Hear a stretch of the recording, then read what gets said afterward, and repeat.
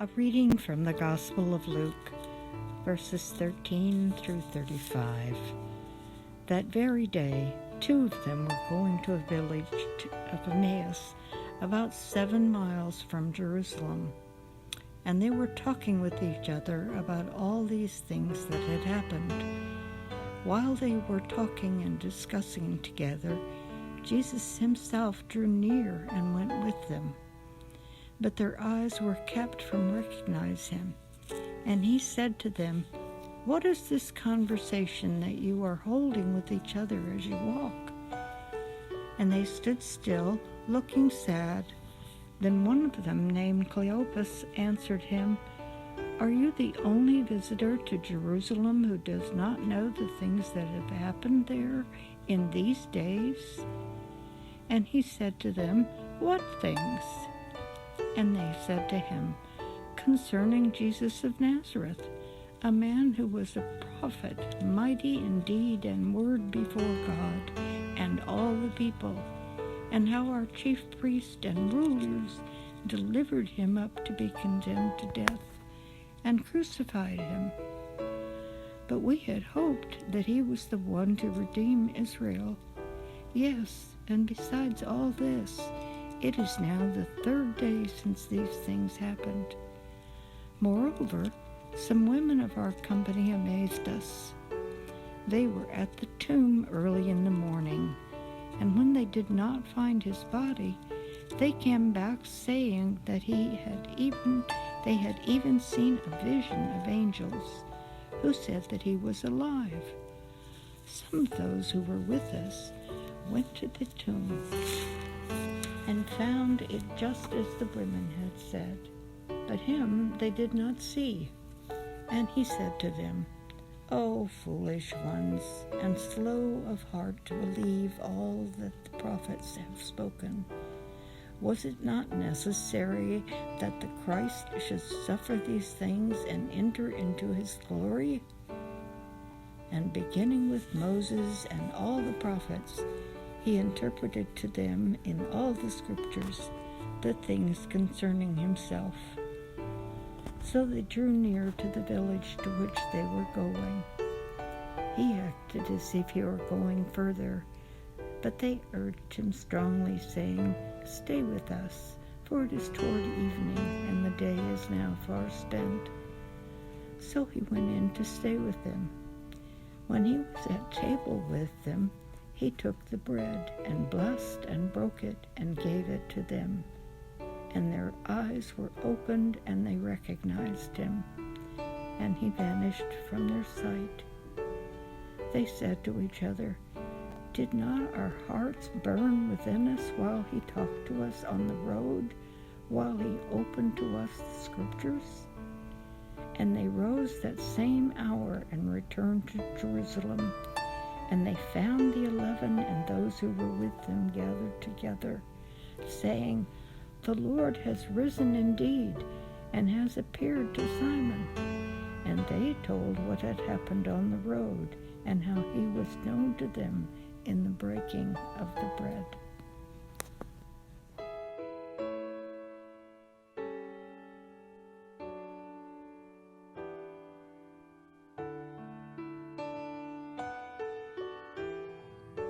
Roads are common images in our lives. Whether it's your view out the windshield or a poetic metaphor, words like street and avenue and boulevard all the way have a way of conjuring up images of life, journey, and destination.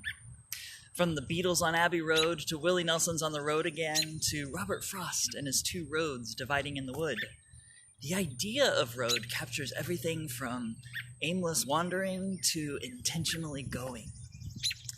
Now, this marks the beginning of my final sermon for my first year of pastoral internship at University Baptist Church. And that's really a long way to get around to calling this the end of a road. It's actually far from that. Seminary still has a good solid year left in it. UBC will still be my home for that time and for the foreseeable future. And I hope to be talking to you a lot more in the months ahead. Now, that being said, this is still a milestone. It's a marker on this journey toward fulfilling what I have long believed and others have affirmed to be a calling on my life. Once we have those calls in front of us and a journey has been laid out, it's often difficult to see anything else. We read a story today that is probably incredibly familiar to a lot of us. It's one that's read nearly every year during the season of Easter. It's a story that Luke uses to tie a bow on his gospel narrative as he transitions to his writing in the book of Acts that documents the early life of the Christian church. The story talks about two disciples who are heading out of Jerusalem, presumably on the very day that Jesus has resurrected from the grave. They are what is perceived to be in the end of a journey. When they are visited by and learned from and dined with a resurrected Jesus, they, like me right now, realize this isn't the end of the journey. It's just shifting and moving to the next chapter. It's after the breaking of the bread that Jesus chooses to open their eyes to who he is. And in the moments I have here, I want to take some time to reflect on what it means to have our eyes opened and the impact that has on the road that we're about to take. But as we do that, let's cover our time together in prayer. Lord Jesus, walk with us in the moments ahead as we seek your word with all of our body, all of our soul, and all of our spirit. We welcome your presence on the journey in front of us. In Jesus' name, amen.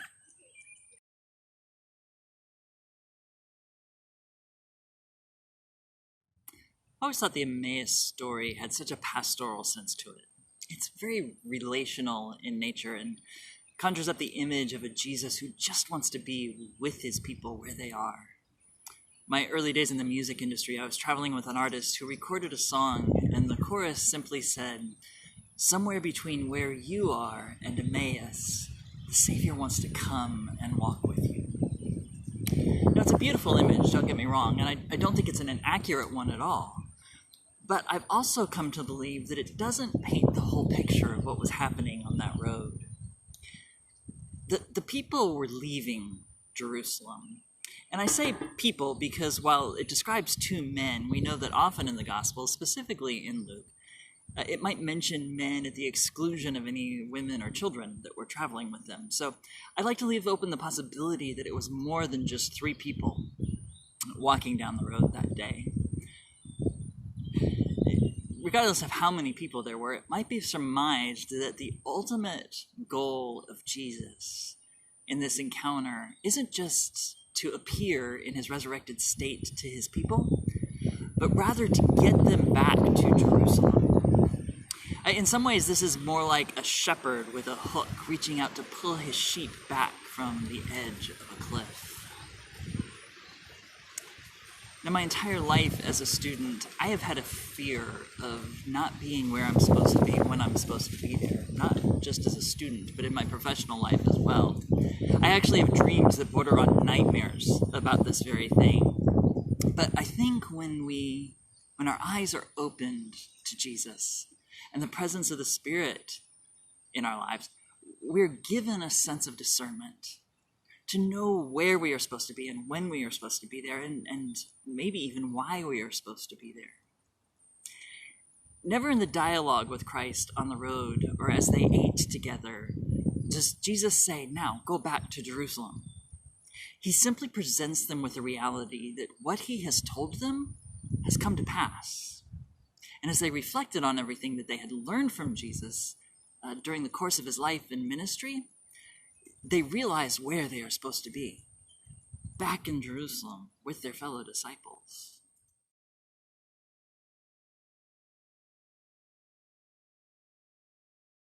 It's where we believe that the truth that has been revealed to us should be plainly obvious to everyone else, and we should all know exactly how to behave and what to do as a result. Now, like the disciples, these revelations, these awakenings, simply change our relationship to the truth that already was. And as we navigate that, we have to move forward in a way that allows us to reshape and rethink how we build that relationship to our new surroundings in a brand new way. There's already a talk, and rightfully so, about what our world is going to look like post-pandemic. Our relationship to the truth around us is changing. What we've learned about ourselves and about our society and about the effectiveness of the way we function around each other and for each other can't and should not be unseen. I believe it's a good use of our time to contemplate that new relationship to the truth of what we have been living in right now.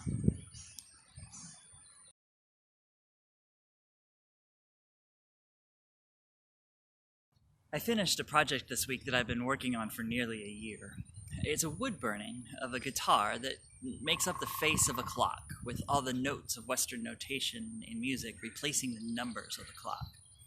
Now, artistically, it was meant as a blend of time and art and music. But because I was finishing it now, during this stay-at-home period of the pandemic, and contemplating my new relationship to the truth, specifically the truth about time, I was compelled to leave off the second hand. Time seems to be moving a little slower. Stillness is celebrated. Now, the distinction between responsible and lazy kind of seems to have flip-flopped in the past month. There is still such a thing as lazy. I spent a little bit of time this week to prove that, as research for this message, of course. But it is possible to be productive while also practicing social distancing and isolation in this quarantine state. The pressure to be on the go and to appear busy in a way so as not to appear unproductive or lazy has kind of faded. The reality is that's going to reverse itself again. But when it does, I want to invite us to remember that stillness is still an option. We can remember what it's like to start a day more slowly and with more contemplation, with more deliberate attention to our immediate surroundings before we jump into the hustle and bustle of the day. We can choose to the best of our ability to not let the demands of a once again busy and on-the-move world dictate the pace of our hearts and souls. We can choose to wait before God in the spirit of stillness and silence.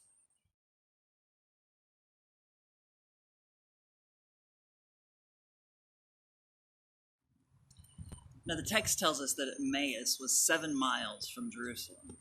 There's lack of any certainty among historians as to exactly where that was. There are several destinations that hold the name or something similar to Emmaus in the various language used in the region. None of them fit the exact geographic description offered by Luke.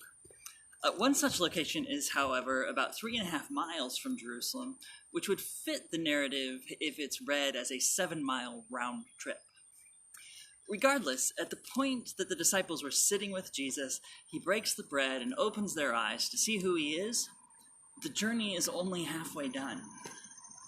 And despite having convinced Jesus to stay with them because the hour was getting late and travel was not recommended much longer, when they realized who they had been with, they immediately picked everything up and made the hike back into the city.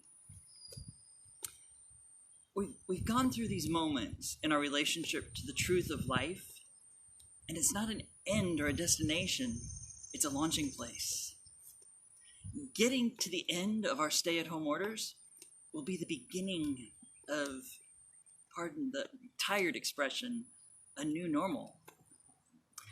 And I like to think that the reason the disciples changed their mind about traveling late in the day was that the thing they realized about the Spirit of God being with them. They knew everything that Jesus had promised him about what would happen after his death had come to pass. And they had a new lease on life and a new energy to engage that life with. That same Spirit that set them back on the road is the Spirit of Christ that dwells in us today. It's the same Spirit that fills us to make us new every morning and fresh every day. It's the same divine power dwelling inside of us that feeds us with love and compassion and hope and discernment. It's the same consoling presence that opens our eyes to the road ahead. Will you pray with me? Spirit of the living God, fall fresh on us. Use the season of cocooning to mold us and reshape us into a people emboldened by your Spirit. Walk with us on the road and open our eyes to the peace of your presence. Amen and amen.